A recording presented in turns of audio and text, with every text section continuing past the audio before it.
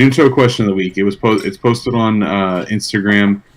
We try and get it out on our personal pages, but also our Junto page as well. But our question of the week, and this is how originally written. This is how it is, and then we'll kind of explain. I'll kind of explain a little bit more, give it a little bit briefer detail here. But lately, have you seen lately any observed any defect in the laws of which it would be proper to move the legislature or into legislation and make an amendment, or do you know of any beneficial law that is wanting? So essentially, we're gonna have Nitemare kick it off here, but any laws or anything that you see that there's a glaring defect or anything that we do that you think that we would need that's missing from society right now. All right, so I was thinking about this, and it is not that it's already a part of the Bill of Rights, but I don't think that it is being upheld, and it is the right to a speedy trial. We as Americans have the right to a speedy trial, and that is, I feel like that's been taken subjectively with the government and the court systems, and with how the bail system works. And if you can't make bail, you're put in jail until your court case, and sometimes it could be months, could be half a year until you're in front of a judge, and you're just in jail. When as an innocent person, you have the presumption of innocence, and you're just hanging out in jail while you're waiting for your case to be heard. I feel like that is a gross overstep, and I think the reason that is because we have such a big, relatively huge population here, and there's a lot of crime going on, and I feel like that there should be a faster way to get people in and out of the court and say, all right, what do we like? We have to go through every bit of litigation. Lawyers will litigate any minor part of a case to keep you in jail or to get you out, and it just becomes a big fight, and every little piece of evidence is, I mean, as it should be looked over, but to keep someone in prison that's presumed innocent is, I feel like that's wrong. And every case is different, right? Because if you have someone that's a serial offender, then yeah, maybe we should hold you and keep you under wraps.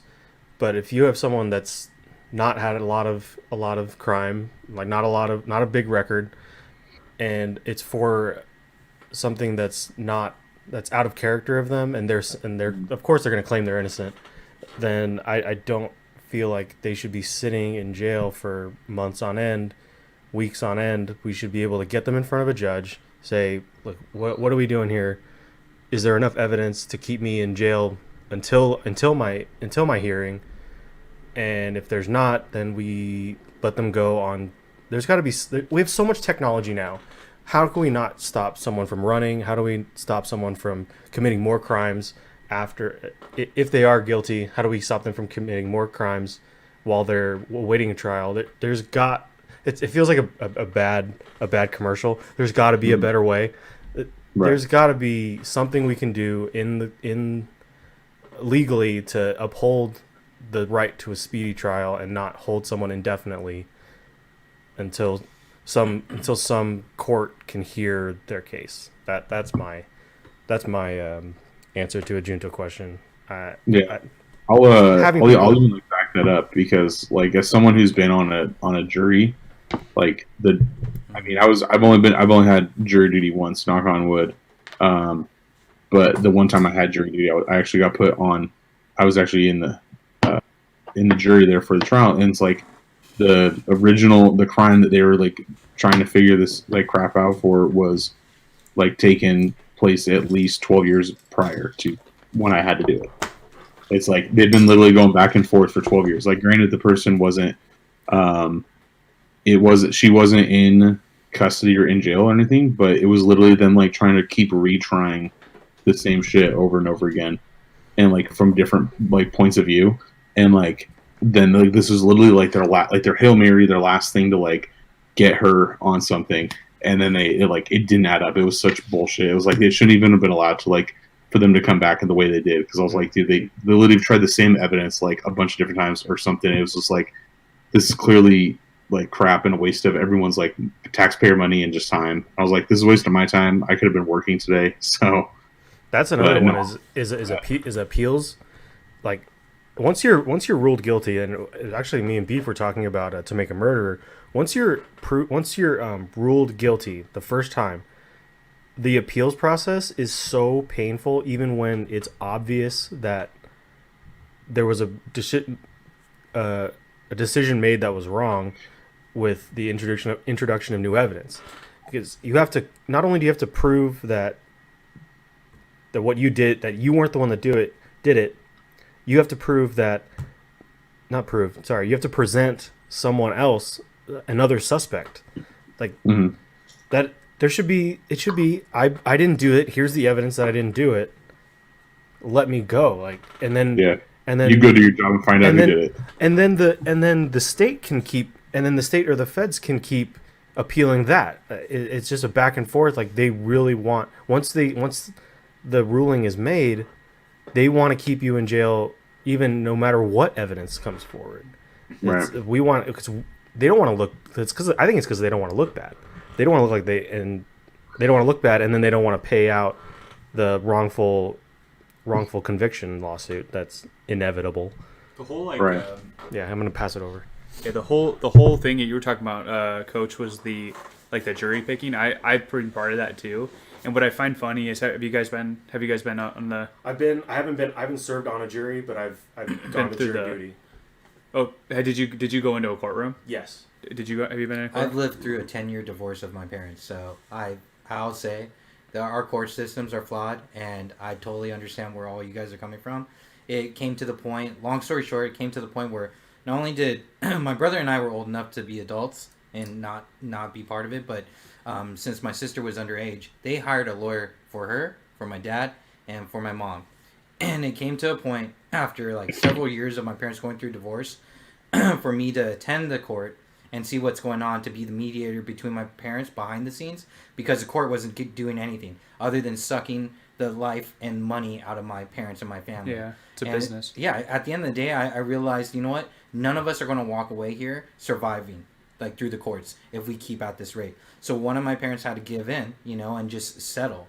And it was just disgusting, because every time I went to the court, one out of the 3 freaking lawyers would not show up or would find an excuse to postpone and then prolong the divorce case. So it's like working on our government, right? Yeah. Like, our government purposely stalls things out. Mm-hmm. They spend their budget, and there's no incentive to push it faster. So it's really a business to them. Mm-hmm. Yeah, what do they care about us? Yeah, it's like it's free money, and it's taxpayer money. Like, talking about the government. Yeah, not individual personal lawyers, but the government runs on taxpayer dollars, and if the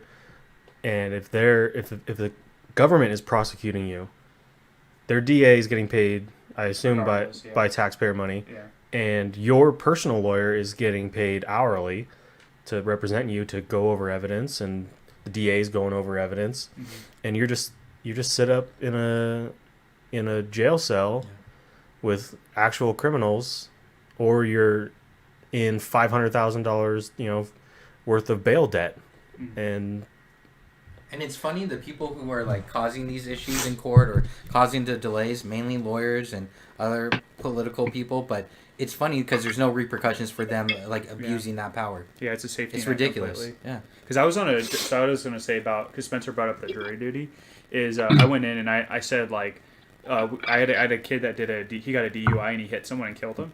Oh, okay. And I was straightforward, and I said the kid was there, and what I found really horrible about this system was they interview you, right, to see if you have any prejudice or not.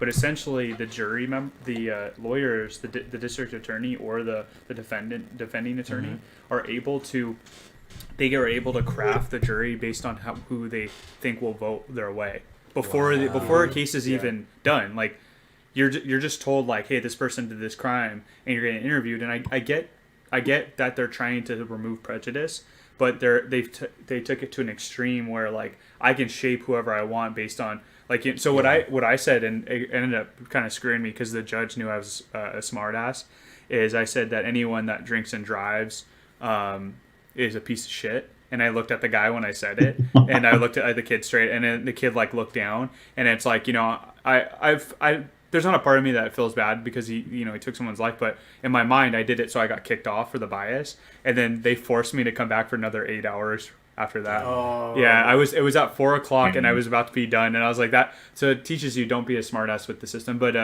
yeah, I'm with you on that. Like I think no one ever talks about that. That you just brought that at the speedy trial, so I think that's a good one for sure.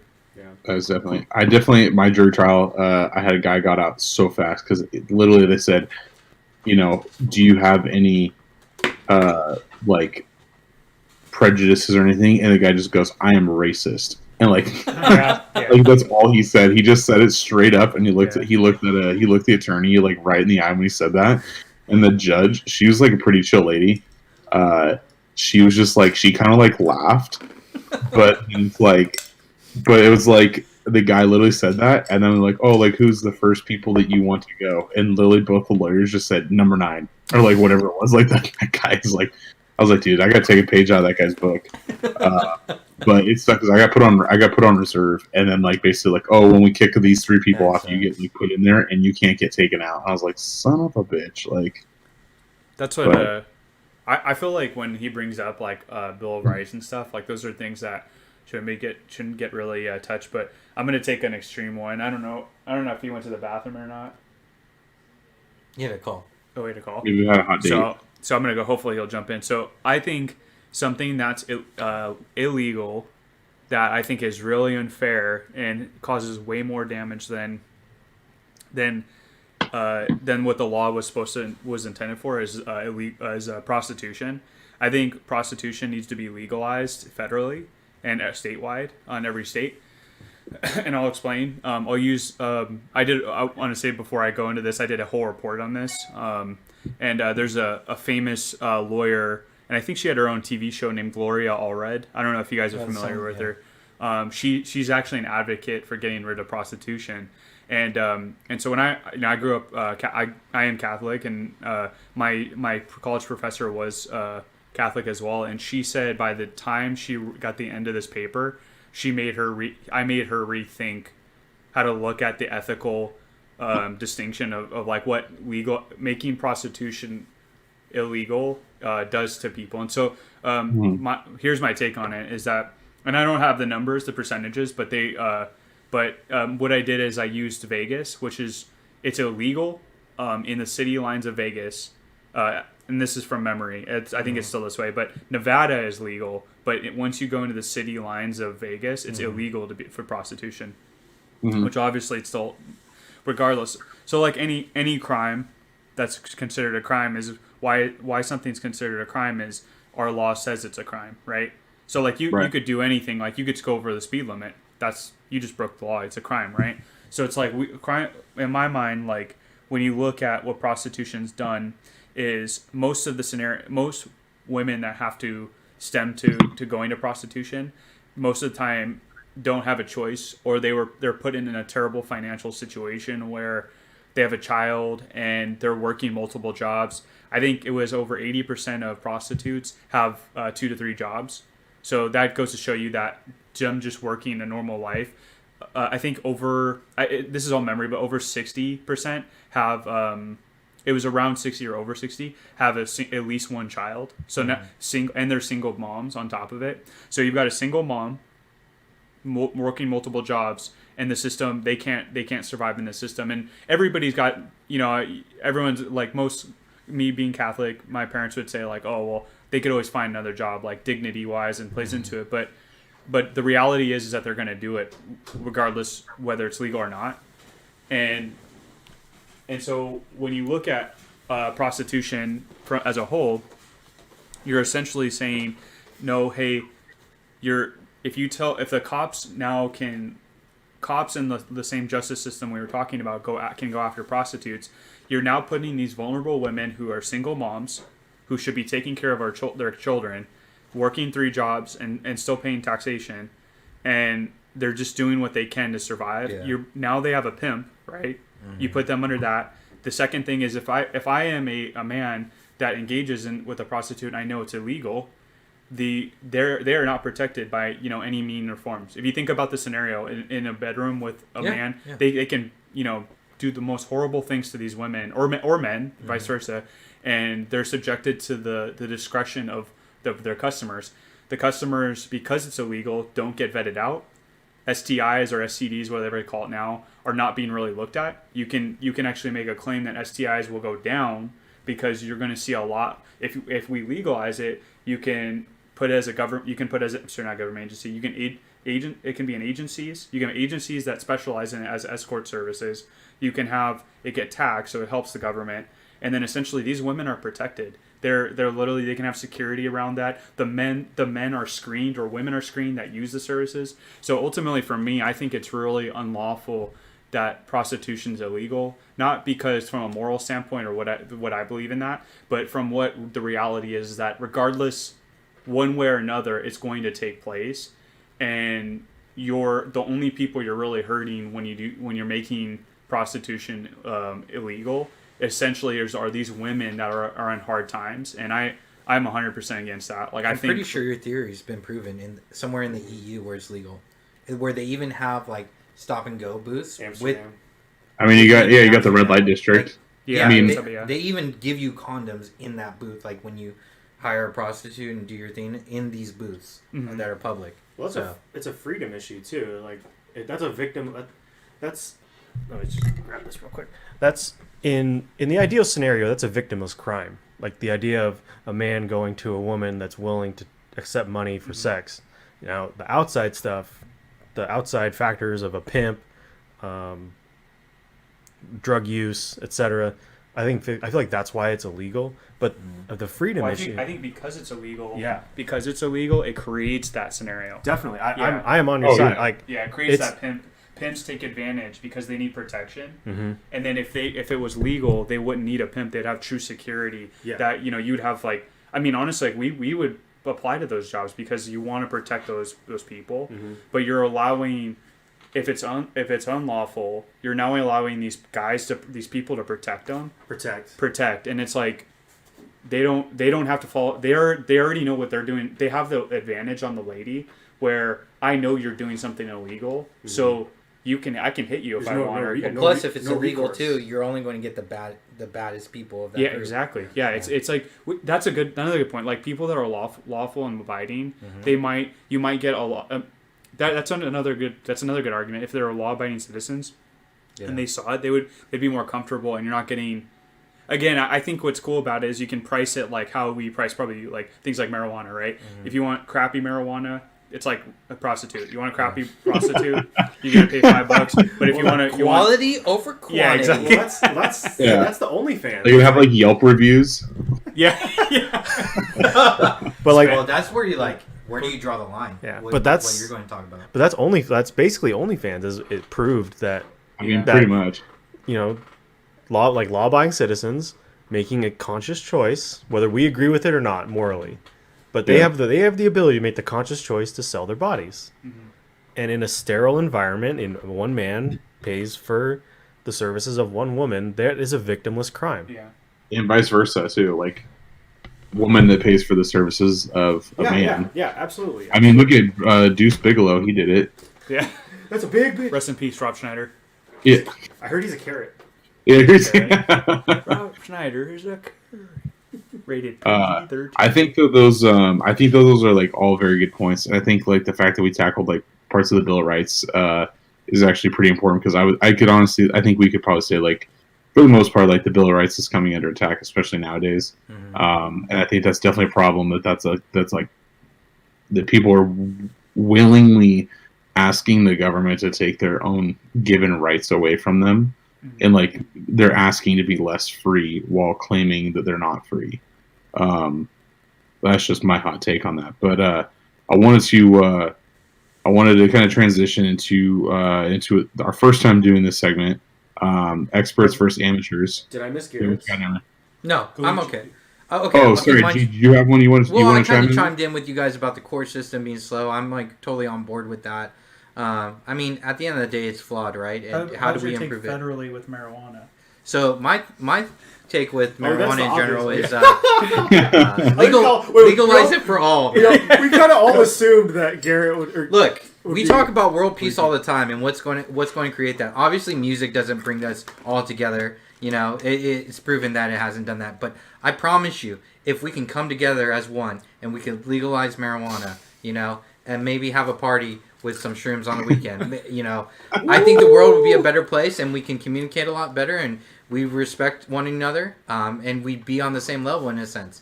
So I think everyone needs to get on board with, legalizing marijuana and sing Kumbaya. And that's pretty much it. Just one giant hot box under a huge tent. And that's the victimless crime thing that, Andrew, like, I think, like, if you really just assess, like, every type of crime, I mean, you do prostitution, you really go across the board in a lot of things where you're like... Gun ownership? Yeah, gun ownership. It's like a lot of things where it's like, if this doesn't impact, and it's, there's two parties and they're okay with it, there's one party and they're doing whatever they want, like a lot of people are like suicide is technically illegal, right? And it's like, why is that illegal? Like, I think... I have an answer for that. Yeah. So suicide's illegal because it gives police the right to enter your home and stop you from doing it, to save your life. But why is it their choice to save your life? It's not their choice. It's not the government's choice to tell me this is my life, I live it, and it's my liberty to choose. I'm just telling you why.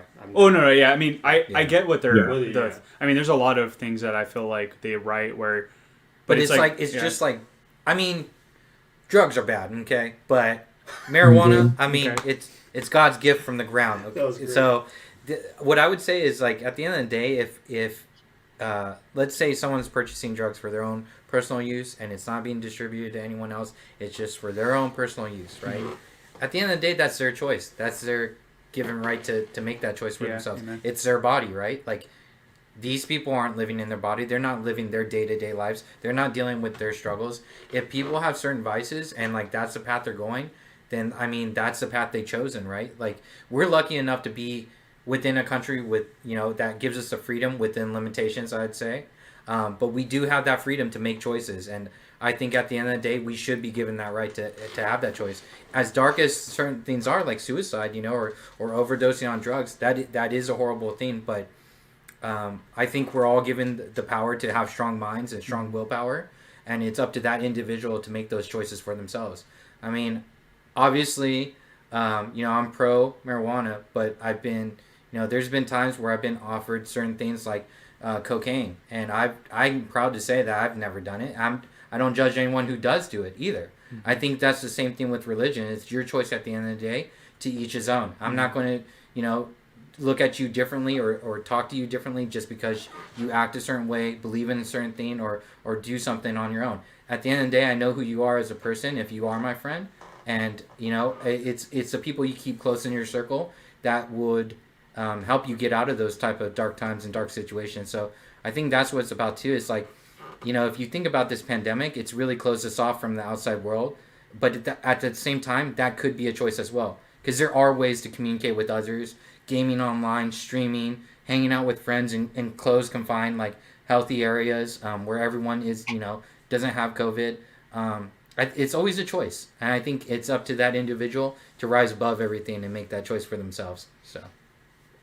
Yeah, I think all good stuff. Yeah, that was a really good segment right there. Yeah. Actually, that was. I mean, I think that we definitely, like, if we dissected a lot of stuff, we could definitely come up with like a ton more 3 things. hours I day. know that that's all like stuff that like kind of like hits us like personally. Obviously, like Beef talked about, like he's done a paper on this stuff before, and he's like made this argument. And I know for Goichi, I know that's a big topic for you. And I think that's definitely something that's like gaining traction in the world today. And I think that's something that's become like part of our lives. It's like part of like the social fabric for right now. Good job, New York, for passing the law. on legalizing marijuana, so I appreciate that. Good job. They finally did something right in New York. One state at a time, baby. Bad job on Joe Biden for firing staffers for using marijuana. Yeah. Well, he kept one. Coach, did you have one? Did we give him one? I think my thing is kind of. I think my kind of thing is just kind of overreaching or overarching to like the entire Bill of Rights. Like, is just like my issue that I have is like people willingly asking the government to take away their rights and doing that, basically applying it to everybody else who doesn't want their rights taken away, like myself, and trying to make people feel awful for not wanting their freedoms and their rights taken away. And it's like, hey, if you want to, I mean, my whole stance on a lot of stuff is, if you want to do something and it's within, the rights and it's not like illegal, it's not harming somebody else or affecting somebody else negatively, like go ahead and do it. But don't expect me to conform to what you think is best for you because you think it should be best for me. I'm going to go ahead and do what I want for myself. And it's not necessarily law. I think it's just more of a mindset right now, as of right now, with a lot of people, is just that they think that there's a problem with a lot of things in the system when there's really not, just because they disagree with how it affects them, or they're fine with letting somebody else do something in their life for them. And so therefore they see it as a problem that other people want to live their life and make their own decisions about, just do anything in life. And so I think that's kind of more my stuff. And for right now, it's not super specific, but I don't know, a lot like crazy stuff I think is going to happen in the rest of 2021. Some wild crap keeps happening every month. We keep having something stupid happen. So I'm sure when we do this segment again at another point, or if we bring stuff to an update, I'm sure I'll have something that's a little bit more specific in terms of how it affects me or what I'm thinking about at that time. So.